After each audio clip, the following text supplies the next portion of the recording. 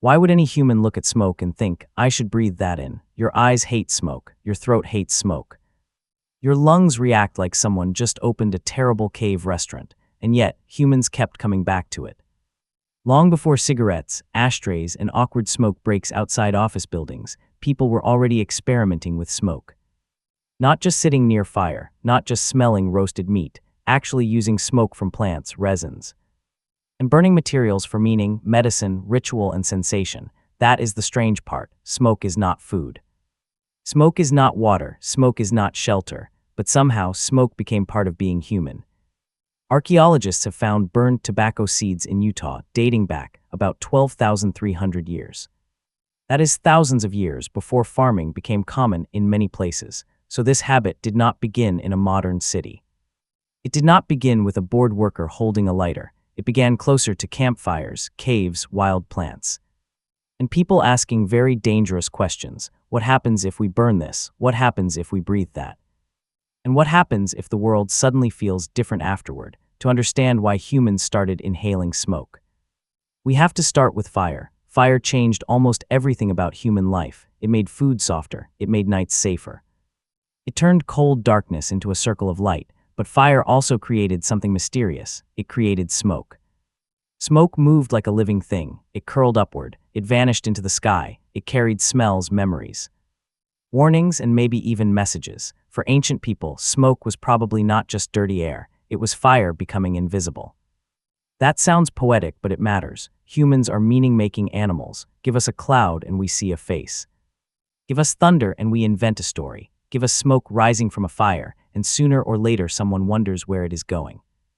Maybe the first inhaled smoke was an accident. Someone leaned too close to a fire, someone coughed, cried, and looked deeply unimpressed with evolution. But not all smoke feels the same. Different woods smell different. Different leaves burn differently. Some plants sting, some soothe, some make people dizzy, some make people calm. And humans are dangerously good at noticing patterns. If a plant changed pain, mood, hunger, fear, or sleep, people remembered. They told others. They tried it again. This is where smoke becomes more than smoke. It becomes a delivery system. A plant that is eaten must pass through the stomach. A plant that is inhaled reaches the body differently. The effect can feel faster, sharper, and more mysterious. Ancient humans did not need modern chemistry to notice that. They only needed bodies, curiosity, and repetition. And repetition is where culture begins. One person tries something strange. A second person watches. A third person says, that looks terrible but also interesting. Then the act becomes a shared moment. Around a fire, shared moments are powerful. The campfire was not only a prehistoric heater, it was also a social machine. People gathered there to cook, talk, repair tools, tell stories, and watch each other. If smoke from certain plants became part of that circle, it could carry social meaning. Who was allowed to use it? When was it burned? Was it for healing? Was it for grief? Was it for speaking to spirits? Was it for becoming brave before danger? This is why smoking probably did not begin as one simple thing. It was not only medicine. It was not only ritual. It was not only pleasure. It was probably all of those things, depending on the place, plant, and people. In some cultures, smoke became sacred. It marked the space between ordinary life and special moments. A person could burn a plant during a ceremony and feel that the air itself had changed. That feeling is not small. Humans love thresholds. Birth, death, marriage, hunting, healing, war, and grief all need symbols. Smoke is perfect for symbols because it appears, transforms, and disappears. You can see it, but you cannot hold it. You can smell it after the flame is gone. It feels like evidence of something present but invisible. That makes smoke useful for ritual, and ritual makes dangerous things feel controlled. A random burning plant is just a plant on fire. Burning plant inside a ceremony becomes a doorway. This may help explain ancient cannabis use in the Pamir Mountains. Researchers found chemical evidence that cannabis was burned in wooden braziers at a 2,500-year-old cemetery. That does not look like a casual smoke break. It looks like smoke tied to death, memory, and ceremony. Tobacco followed a different path in the Americas. For many indigenous cultures, tobacco became deeply connected to ritual. Diplomacy, healing, and prayer. That is very different from the modern cigarette industry. A cigarette is fast, portable, and commercial. Ancient smoke was often slower, social, and symbolic, but there is another layer. Smoke can affect the brain. Nicotine is a powerful chemical, so are many compounds in other plants. When a substance changes attention, stress, pain, or mood, the brain pays attention. The brain is basically a prehistoric accountant with emotional problems. It tracks what feels useful. It remembers what brings relief. It rewards patterns that seem to help survival. That does not mean ancient people thought in terms of addiction. They did not say, "My dopamine system appears to be making a questionable decision." They probably said something more like, "This plant helps," or "This smoke is powerful," or "This belongs in the ceremony," but the body still had chemistry.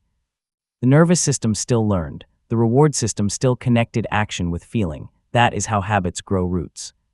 First, smoke is unusual, then smoke is meaningful, then smoke is repeated, then smoke becomes expected. Eventually, it can become hard to separate the plant from the moment. Maybe the relief comes from the chemical. Maybe it comes from the ritual. Maybe it comes from the people around you. Most likely, it comes from all three. That is still true today. Modern smoking is not only about nicotine, it is also about pauses. It is about stress. It is about belonging. It is about what your hands do when your mind is restless. A smoke break is rarely just about smoke. It is a tiny ritual hiding inside modern life. Ancient humans understood rituals long before they understood molecules. They understood that repeated actions can calm fear. They understood that shared gestures can hold a group together. They understood that fire changes the mood of a night, so when smoke entered those moments, it became emotionally sticky. That phrase may sound strange, but it is important. Some experiences stick to memory because they happened during strong emotions. A funeral, a hunt, a healing ceremony, a night when everyone survived the cold, if smoke was present during those moments. Smoke became part of the memory, then the smell alone could bring the feeling back. This is why smell is so powerful. A smell can throw your brain into another time before you are ready. For ancient people, smoke may have carried memory better than words. It could mark a place, it could mark a person, it could mark a promise, it could mark the dead, and because smoke rises, it almost invites imagination. Maybe it goes to the ancestors, maybe it carries prayers, maybe it pushes sickness away. Maybe it calls something closer. Modern science may not accept all those meanings literally. But human culture is not built only from literal things. It is built from shared beliefs that shape behavior.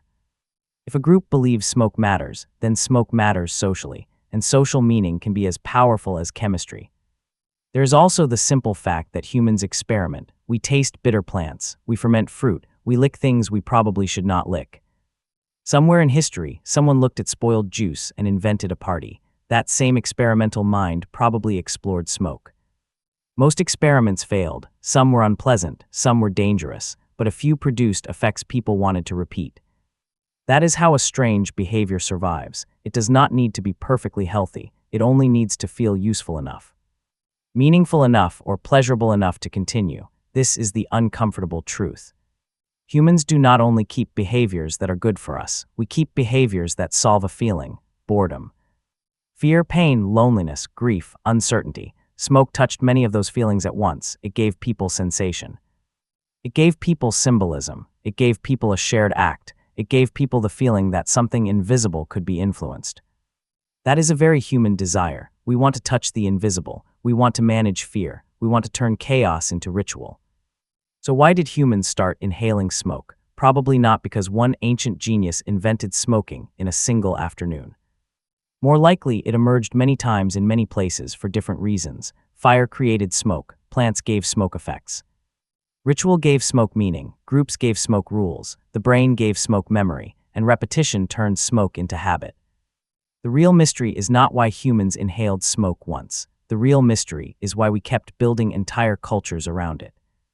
Maybe smoke became powerful because it sits between worlds. It is physical but hard to hold. It is dangerous but beautiful. It hurts the body but can calm the mind. It comes from fire but disappears into air. That contradiction is exactly the kind of thing humans cannot leave alone. We are the animal that sees danger and asks one more question. What if this means something? What if this heals something? What if this changes how I feel? And sometimes that question creates medicine. Sometimes it creates ritual. Sometimes it creates addiction. And sometimes it creates all three in the same cloud. So imagine the first person who noticed a strange plant smoking in the fire.